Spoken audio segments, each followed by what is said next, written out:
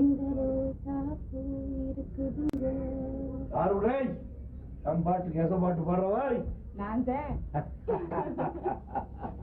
Uncle, எங்க 2 பேருக்குமே உங்களோட ஆக்டிங் ரொம்ப ஆசையா இருந்துச்சு. 2 பேருக்கும்? எனக்கும் என் அக்காவுக்கும். அப்புறமா பார்த்தா அக்காவுக்கு உங்களோட நடிக்கிறதுக்கு சான்ஸ் வந்தது. எனக்கு ரொம்ப பொறாமையா இருந்துச்சு. ஆனா ஒரு சின்ன திருப்தி, கிரே ஹேர் வச்சுக்கிட்டு பாவம் ரொம்ப அழுதுகிட்டே பண்ணாங்க. அக்கா அப்படியே ஆக்ட் பண்ணிட்டாங்க. அதுக்கப்புறம் எனக்கு ஒரு சான்ஸ் கிடைச்சது. ஐயோ, அது நான் எப்படி சொல்றதுன்னு தெரியல.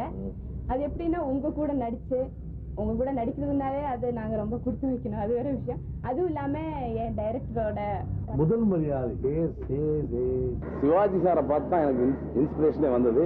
சினிமா என்பதே எனக்கு சிவாஜி சார் தான் ஒரு பெரிய அகராதி, டிக்ஷனரிங்கிறது இந்த உலகத்துக்கு எல்லாருக்கும் தெரியும். இருந்தா கூட சின்ன வயசுல இருந்து இந்த பராசக்தி வந்த காலத்துல இருந்து ஒரு பைத்தியமே பிடிச்சிருந்துச்சு. ஆனா வாழ்க்கையை நான் அவரையும் வச்சு படம் எடுத்து நான் நினைச்சு கூட பார்க்கல.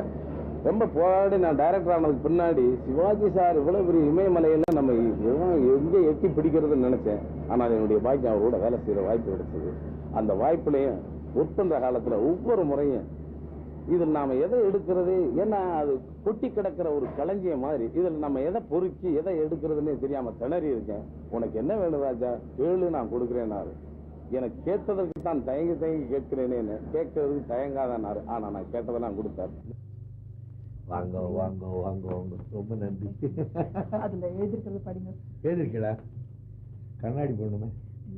உலகின் தலை சிறந்த ஈடு இணையற்ற நடிகருக்கு ஒரு சாதாரண ரசிகையின் அன்பு காணிக்கை. அன்பு சுஹாசினி. பிள்ளையார பார்த்து பிள்ளையார் சிரிச்சாராம். நான் உன்னுடைய ரசிகை, நீ என்னுடைய ரசிகை. அப்படி சொல்லாதீங்க, நான் ஒரு பயங்கரமான தீவிர ரசிகை.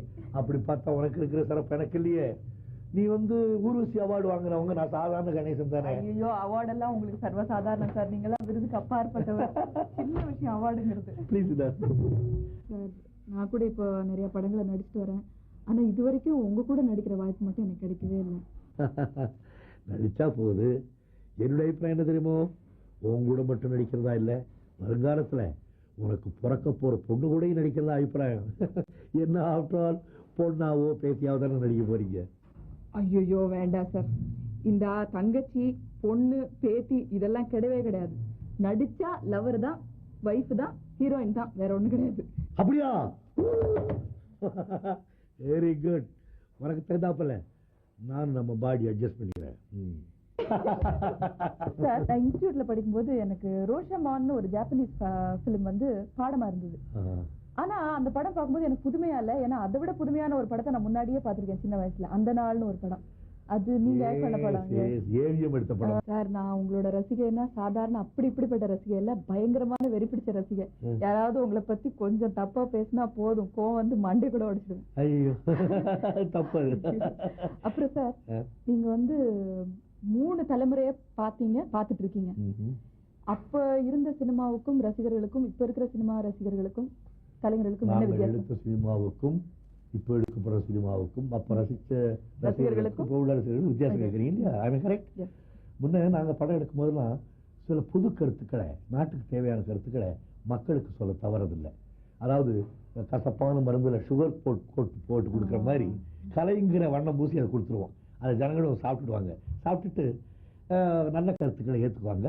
நாட்டில் உள்ள சூழ்நிலை, நாட்டு தலைவர்களை பற்றி, நமக்கு எப்படி இந்த சுதந்திரம் வந்ததுங்கிறத பற்றி எல்லாம் சொன்னா அந்த ஜனங்கள் புரிஞ்சுவாங்க.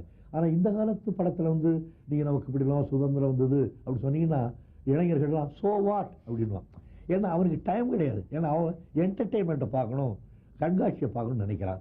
அவன் பார்க்குற நேரத்தில் நீங்க போய் இதெல்லாம் சொன்னீங்கன்னாக்க அவனால புரிஞ்சுக்கிறதுக்கோ அதை டைஜஸ்ட் பண்ணுறதுக்கோ முடியாது. அதுக்கு தக்க அவருடைய டேஸ்ட்டுக்கு தகுந்தாப்புல தான் இப்போ நீங்கள் படம் எடுக்கணும். கொஞ்சம் ஃபாஸ்ட்டாக இருக்கும் உங்களுடைய படம். அதுதான் வித்தியாசம் உங்கள் படத்துக்கு எங்கள் படத்துக்கு. அப்புறம் மற்ற பேரெல்லாம் பண்ணி எடுப்படாத சில கேரக்டர்கள், எப்படிப்பட்ட பாத்திரமா இருந்தாலும் சரி, நீங்க பண்ணா ரொம்ப சிறப்பாக அமைஞ்சிருக்கு. அதுக்கு முக்கியமான காரணம் உங்களுக்கு ஒரு கேரக்டர்ல உங்களுக்கு இருக்கிற involvement, sincerity, punctuality and dedication நினைக்கிறேன். அந்த டெடிகேஷன் இப்போ இருக்கான்னு தெரியல. நீங்க அதை பத்தி? எனக்கு தொட்டில் பழக்கம் சுடுகாடு வரைக்கும் சொல்லுவாங்க. எப்போ குழந்தையில 7 வயசுல ஆரம்பிச்சனோ அதே நிலைமையில தான் இன்னைக்கு நான் இருக்கிறேன். வயசு வேணும் ஆயிருக்கலாம், ஆனா பழக்க வழக்கங்கள் அப்படியே தான் இருக்குது. நீங்களும் காலமின ஜெயம்மா ராதா எங்க அப்பாவும் ரொம்ப நெருங்கிய நண்பர்னு நான் கேள்விப்பட்டுட்டேன். எப்படி எக்ஸ்பிளைன் பண்றீங்களா? நோ நோ நோ நோ நண்பர்னு சொல்லக்கூடாது, என்னுடைய மூத்த சகோதரர், என்னுடைய குருன்னு கூட சொல்லலாம். ஏன்னா சின்ன பிள்ளையிலேருந்து நாங்கள் 2 பேரும் ஒன்றா இருக்கோம். சின்ன பிள்ளையிலேருந்து நான் சின்ன பிள்ளையா போய் ட்ராமா கம்பெனியில் சேரும்போது அவர் அங்கே இருக்கிறார். அதனால என்னுடைய குரு மாதிரி அவருக்கு எனக்குள்ள தொடர்பு ரொம்ப பெரிய தொடர்பு. அவரை திருச்சியில் வீட்டுக்கு பக்கத்தில் குடியேற்றுனதே நான் தான். சின்ன பிள்ளையிலேருந்தே நாங்கள் ஒன்றா நடிச்சுட்டு இருக்கோம். அப்புறம் நான் பராசக்தி நடிக்கும்போது அவர் ரத்தக்கண்ணியை நடித்தார். அப்புறம் ரத்தக்கண்ணியை முடிஞ்சோட கொஞ்ச நாள் படமெல்லாம் வேணாம் அப்படின்னு நாடகத்திலே போயிட்டு இருந்தார். நாடகத்திலே இருங்க, படத்துலேயும் நீங்கள் இருக்கணும் அப்படின்னு அவரை பலவந்தப்படுத்தி இழுத்துக்கிட்டு மறுபடியும் சினிமாவில் நடிக்க வச்ச ஆட்களில் நான் ஒருத்தன். அந்த அளவுக்கு அவருக்கு எனக்கு தொடர்பு இருக்கு. நீ பல படங்கள் பார்த்துருப்பிய, உங்க அப்பாவும் நான் ஆக்ட் பண்ணேன். நிறைய படம் பார்த்துருக்கேன். பார்த்துக்கல, இப்போ கூட டேப்ல எல்லாம் பார்ப்பேன். இன்னைக்கு கூட இருவர் உள்ளம் பார்த்துட்டு இருந்தேன். அப்படியா? பட் எனக்கு ரொம்ப பிடிச்சமான படம் பாவமன்னிப்பு. பாவமன்னிப்பு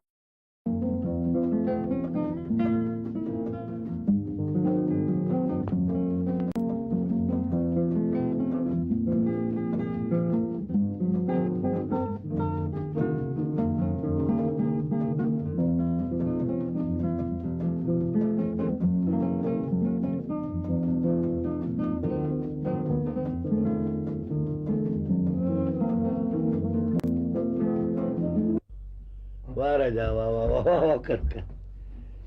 இந்த நேரத்தில் எங்க எவ்வளவு தூரம்? சும்மா இப்படி பர்மிஷன்லாம் வந்துட்டேன். போயிட்டு இருந்தேன், வாசல்ல பிள்ளையார் கோயில் தெரிஞ்சிச்சு. சின்ன பிள்ளையார பார்த்துட்டேன், பெரியவரையும் பார்த்துட்டு பெரிய பிள்ளையார் பெரிய பிள்ளையார் சின்ன பிள்ளையார் சின்ன பிள்ளையார் ஞாபகம் வந்தது. மாடியில ஒரு பொம்மை வச்சிருக்கேன், புள்ள படிக்கிற மாதிரி. அது கொஞ்சம் களத்தூர் கண்ணமால் நான் உட்காந்து படிக்கிற மாதிரி இருக்கு. அது என் ஞாபகம் நான் நினைச்சிட்டு இருக்கேன். யார் வேணாலும் அவங்க ஞாபகத்தோடு சொல்லலாம். என்ன அந்த பொம்மையை பொதுநலம். கற்றது கைமண் அளவு, கல்லாதது உலகளவு. நாம இன்னும் எவ்வளவோ படிக்கணுங்கிறதுக்காக அந்த பொம்மையை ஞாபகார்த்தமா வச்சிருக்கேன். அந்த பொம்மையை பார்க்கும்போதெல்லாம் எனக்கு உன் ஞாபகம் தான் வரும். உங்க அப்பா தான் பெரிய தேசியவாதி. நான் எப்ப பரம்பக்குடிக்கு போய் மீட்டிங் போட்டாலும் அவர் தான் ப்ரொசைட் பண்ணுவார். உனக்கு ஞாபகம் இருக்கா? 4 வயசுல உன்னை கூட்டிட்டு மடியில இங்க உட்கார வச்சிருப்பார். குழந்தை உன் பேர நடான்னு கேட்பேன், நீ சொல்லுவிய கமலஹாசன் அப்படின்னு. பரவாயில்ல, இப்போ அப்படித்தான் பேசுறேன். கற்றது கைமண் அளவுன்னு சொன்னீங்க. கற்றதுன்னதும் எனக்கு என்னுடைய நினைவு வந்தது. நான் அடிக்கடி மேடையெல்லாம் கூட சொல்லியிருக்கேன், 1954 அப்புறம் தமிழ்நாட்டில் பிறந்த நடிகர்கள் எல்லாருக்கும் உங்க பாதிப்பு இருக்கணும் அப்படின்னு.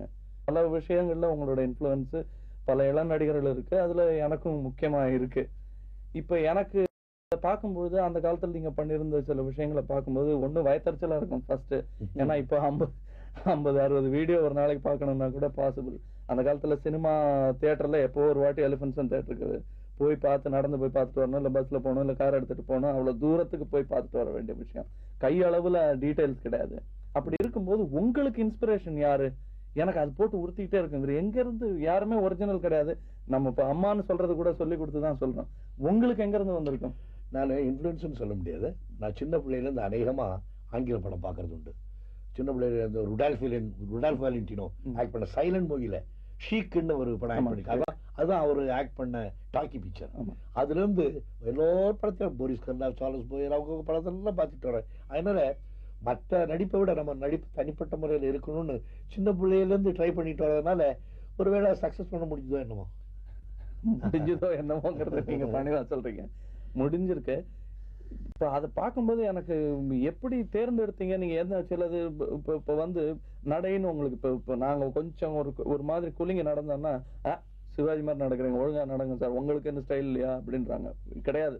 ஏன்னா அந்த மாதிரி ஒரு 10 நட நடந்துட்டீங்க, திருவிளையாடல ஒரு மாதிரி நடந்துட்டீங்க, இந்த மாதிரி ஒண்ணு பண்ணிட்டீங்க, புருவத்தை கொஞ்சம் அப்படி தூக்கினா உங்களை மாதிரி இருக்குன்றாங்க. இதுல இருந்து தப்பிக்கவே முடியாது.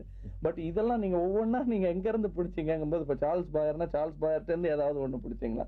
அப்படி நின்று அப்படி கையை நீட்டுறது பார்த்தா எனக்கு ஷேக்ஸ்பியரின் நாடகங்கள் ஞாபகம் வருது. இதெல்லாம் ட்ரை பண்றதுதான் ராஜா. இதை ட்ரை பண்ணி நாமளே தெரிஞ்சுக்க வேண்டிய விஷயங்கள் தான். இது மற்றவங்களுக்கு சொல்லி கொடுத்து வர்றதில்லை.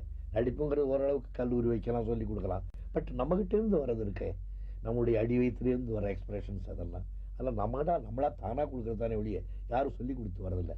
என்ன கேரக்டர் நாம போடுறோம்னு தெரிஞ்சுக்கிட்டா அதுக்கு தக்கபடி ஆக்ட் பண்ணிட்டா போதும். உங்களுக்கு ஜஸ்ட் லைக் தட். அங்க செட்ல பல பேர் முக்கிட்டு இருக்காங்க, அதை நானும் பாக்குறேன், நான் உள்பட. அது நீங்க எப்படிங்கிறீங்க, அவங்க அது முதல்ல இருந்து தாளம் போட்டு ஆரம்பிக்கிறதுக்குள்ள சாயங்காலம் பேக்கப் ஆயிடும். இன்னும் சில பேர் கூட சொன்னாங்க, சிவாஜி சாருக்கு டாக்டரேட் கொடுக்கணும், அந்த அளவுக்கு சாதனை பண்ணிருக்காருன்னு. நான் சொல்றேன், அவருக்கு கொடுக்க வேணாம், சிவாஜி சாரை பத்தி தீசிஸ் எழுதுறவங்களுக்கு டாக்டரேட் கொடுங்க, ஏன்னா அந்த அளவுக்கு செஞ்சிருக்காருன்னு. கமல் ராஜா, நீ இவ்வளவு தூரம் என்னை பத்தி ரொம்ப புகழ்ந்தே பேசினேன். நீ புகழ்வதற்காக புகழ்ந்தையோ இல்லை எனக்கு முன்னால் ஏதாவது சொல்லணுங்கிறதுக்காக சொன்னியோ அதை பத்தி எனக்கு கவலை கிடையாது. நடிகர்களுக்கு வாழ்த்து தான் எப்பவும் முக்கியமான சமாச்சாரம். யாராவது ஒருத்தர் வாழ்த்துனாங்கன்னா இது போல நீங்க செய்யறது நல்லா இருக்கு அப்படின்னு சொன்னாங்கன்னா அதை கேட்கறதுக்காக தான், அதெல்லாம் கேட்டு தான் பண்ணேன். இன்னும் உயிரோடு இருக்கிறேன். எனக்கு ஒரு டானிக் மாதிரி அது. கலைஞர்களை புகழ்ந்தாவே அதை மேலும் நீங்க வளருங்கிறதுக்கு ஒரு ஊக்குவிக்கிறதுக்கு ஒரு உரம் போட்ட மாதிரி. அது பெரியவாளா இருந்தாலும் சரி, சின்னவாளா இருந்தாலும் சரி. நீ என்னை இவ்வளவு தூரம் பாராட்டினியே, உனக்கு நான் எப்படி நன்றி சொல்ல போகிறேன்? பொன்னல்ல பொருளல்ல புவியாளும் மன்னதரும் என்னவனா மரியாதை எதுவும் அல்ல. மின்னி வரும் மெய்க்கவியின் மெய்யழகை காண்போர்தம் கண்ணில் வரும் ஒரு துளியே கவிஞனுக்கு கோடின்னு சொன்னான் கவிஞர் கண்ணதாசன். கோடி கோடியா கொட்டு கொடுத்தாலும் பிரயோஜனம் இல்லை. ஒரு கலைஞனுடைய கலையை பார்த்தது நல்லா இருக்குன்னு ஒரு சொட்டு கண்ணீர் விட, யார் கண்ணீர் விடுறானோ அந்த ஒரு சொட்டு கண்ணீர் தான் ஒரு கோடி கொடுத்த மாதிரின்னு சொன்னான். உங்களுடைய ஒவ்வொரு வார்த்தையும் எனக்கு ஒரு கோடி கொடுத்தா நினைச்சுக்கிறேன்ப்பா. ரொம்ப சந்தோஷம். நான் உங்ககிட்ட இருந்து பல கோடி சம்பாரிச்சிருக்கேங்கிற சந்தோஷத்துல உங்க சந்தோஷத்தை உணர முடியுது என்னால. இப்ப இந்த உத்தம புத்திரன் எக்ஸாம்பிள் எடுத்தீங்கன்னா, இன்னைக்கு நாங்க ஆடுற மாதிரி இருக்காது, அந்த அவ்வளவு மாடர்னா இருக்காது. இந்த யாரடி நீ மோனிப்பா அவன் அந்த நார்த் இந்தியன் ஆர்டிஸ்ட் கூட யாரும் ஆமா 2 நாள் டே அண்ட் நைட் எடுத்தோம். அது அப்படியா? அது எப்படி? அது ரொம்ப மாடர்னா இருந்தது. அதாவது இன்னைக்கு நாங்கள்லாம் அப்படி இதுவா வந்து நின்றுட்டு டிஸ்கோ டான்ஸ் ஆடுறோமே, அந்த அளவுக்கு நல்லா இருந்தது. இந்த கை தட்டுற விதம் அப்படி தட்டுறீங்க. ஹீராலால் அவர் அந்த பெருமை ஹீராலால்குள்ள போகணும். அவ்வளவு அருமையான டான்ஸ் பண்ணாரு. தேங்க்யூ. ஏன் தெரியுமா, இது வந்து அது ஒன்ஸ் அகைன் உண்மையான ஒரு ரசிகர் வெளியே வந்துட்டாரு. அது நான் அன்னைக்கு கஷ்டப்பட்டேன்னு சொல்லாம ஹீராலாலுக்கு கொடுக்குறீங்க பாருங்க, அது பல பேருக்கு வராது. அது உங்களுக்கு இருக்கிற பலம், உங்களுக்கு இருக்கிற கையில இருக்கிற தெம்புனால நீங்க மத்தவங்களுக்கு கொடுக்க வேண்டியது தைரியமா உங்களால கொடுக்க முடியுது. என்னுடைய வாழ்க்கை பற்றி தான் உங்களுக்கு தெரியும், மறுபடியும் நான் சொல்ல வேண்டியதில்லை. அது ஒரு திறந்த புத்தகம். எனக்குன்னு ஒரு வீடு, எனக்குன்னு குடும்பம்னு நான் நினைக்கிறது இல்லை. இந்த நாடு தான் என்னுடைய வீடுன்னு நினைப்பேன். இந்த நாட்டில் இருக்கிற கோடான கோடி ஏழை எளிய மக்களை எல்லாம் என்னுடைய குழந்தைகளாக நினைப்பேன். நான் தங்கி இருக்கிற வீட்டை பற்றி கேட்கணும்னா ஒன்று சொல்றேன், நான் ஒரு நல்ல கணவன், என் பொஞ்சாதி கேளுங்க. நான் ஒரு நல்ல தகப்பன், என்ன பிரபுவை கேளுங்க. எல்லாத்த விட நானே சொல்லிக்கிறேன், இந்த பாரத நாட்டுடைய ஒரு சிறந்த குடிமகன், அந்த அளவுக்கு தான் சொல்லிவிட்டு. நல்லதொரு குடும்பம், பல்கலைக்கழகம். நல்லதொரு குடும்பம், பல்கலைக்கழகம், அன்புமணி வழங்கும்